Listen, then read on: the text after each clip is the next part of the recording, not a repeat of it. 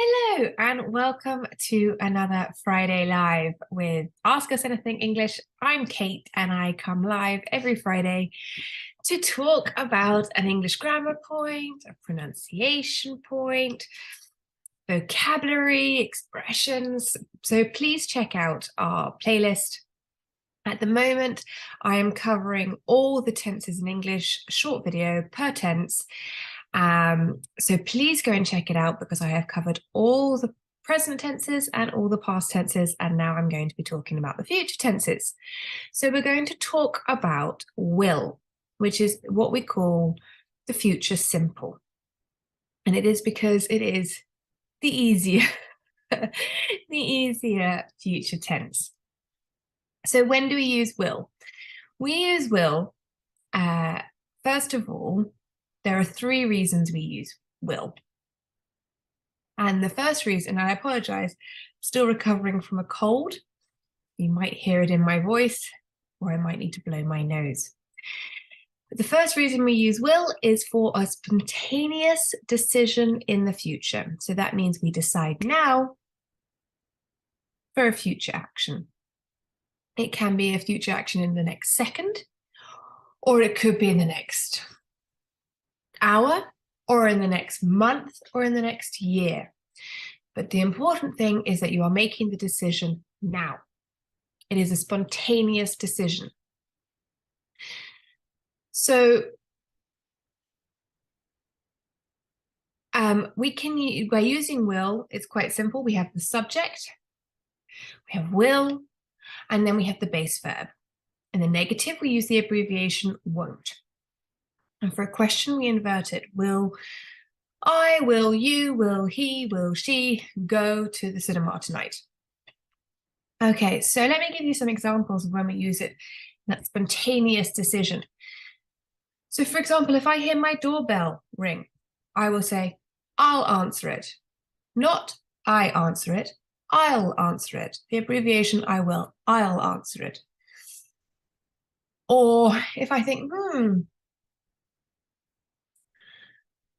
my next holiday, yeah, I'll go to the Caribbean. That would be nice.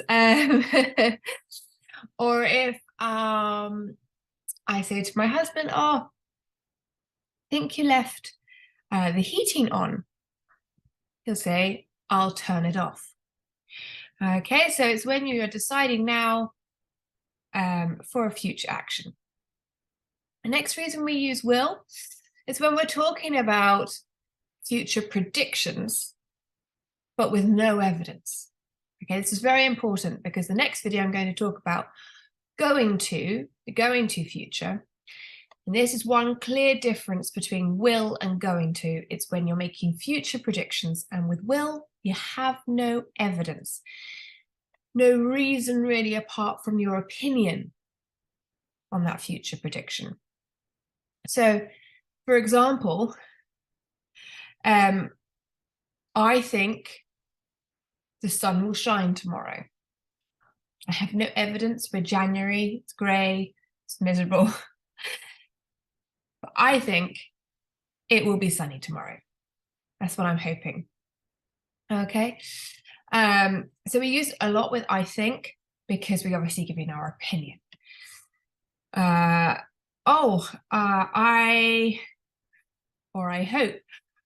hope England will win the next Rugby World Cup. Again, I have no evidence, it's just my opinion, and it's what I hope.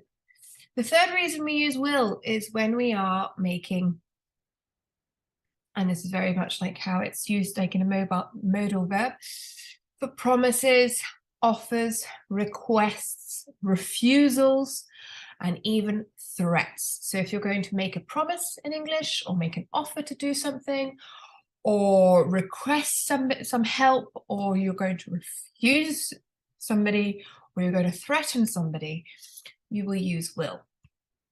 So for example, I see someone, an old lady struggling in the street with her shopping. I will offer to help her. Oh, can I, I'll help you. I'll help you with that. I'll help you with your bags. Or if you promise to do something, so I will do my best to finish the report on time. Or, for example, with my 2-year-old, almost 3-year-old, it's often the case that she won't listen to me. Yeah, she refuses to listen to me. She won't listen to me sometimes.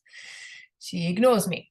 Or sometimes I ask my husband, oh, will you please hang up that picture? You know, I'm requesting his help. Or with a threat. So if you don't, I don't do this with my daughter because she's too young and it just doesn't work. But if you, and yeah, just doesn't work. But some parents will say, if you don't do your homework, or if you don't finish your dinner, you will have no dessert. It's a threat. Okay, so that is will. And as I said, it's just subject, will, and the base verb. As you can see, I've got quite a red nose.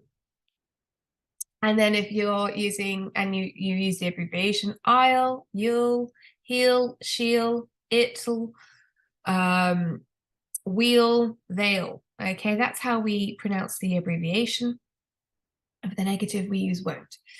So I hope that helps. Please check out my next video, which is I'm going to talk about going to, because you will see the difference between the two.